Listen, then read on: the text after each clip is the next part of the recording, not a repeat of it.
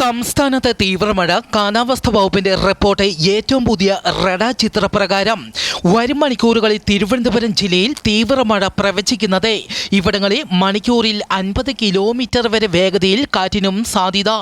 തിരുവനന്തപുരം ജില്ലയ്ക്ക് പുറമെ കൊല്ലം, പത്തനംതിട്ട, ആലപ്പുഴ, കോട്ടയം, ഇടുക്കി, എറണാകുളം, തൃശൂർ, പാലക്കാട്, മലപ്പുറം ജില്ലകളിലും കനത്ത മഴയ്ക്കും മണിക്കൂറിൽ 40 കിലോമീറ്റർ വരെ വേഗതയിൽ കാറ്റിനും സാധ്യത. തീവ്രമഴ തുടരുന്നതിനാൽ തിരുവനന്തപുരം അരുവിക്കര ഡാമിന്റെ ഷട്ടറുകൾ തുറക്കുന്നു. ഡാമിന്റെ സമീപ പ്രദേശങ്ങളിൽ താമസിക്കുന്നവർ ജാഗ്രത പാലിക്കണമെന്ന് അറിയിച്ചു. ഇന്ന് കോഴിക്കോട്, കണ്ണൂർ, കാസർഗോഡ് ജില്ലകളിൽ ഓറഞ്ച് അലർട്ടും പ്രഖ്യാപിച്ചു. ഫിലിപ്പൈൻസിൽ അതിശക്തമായ ഭൂകമ്പം 8.1 തീവ്രത. ജർമ്മൻ റിസർച്ച് സെന്റർ ഇത് 7.9 തീവ്രതയായും റിപ്പോർട്ട് ചെയ്തു. നിരവധി കെട്ടിടങ്ങൾ തകർന്നു, 10ഓളം പേർ മരിച്ചു, 300-ലധികം പേർക്ക് പരിക്കേറ്റു. ഭൂകമ്പത്തെ തുടർന്ന് Philippines, Indonesia, Palau, Taiwan, Papua new guinea എന്നീ രാജ്യങ്ങളിൽ അപകടകരമായ സുനാമി തിരമാലകൾക്ക് സാധ്യത.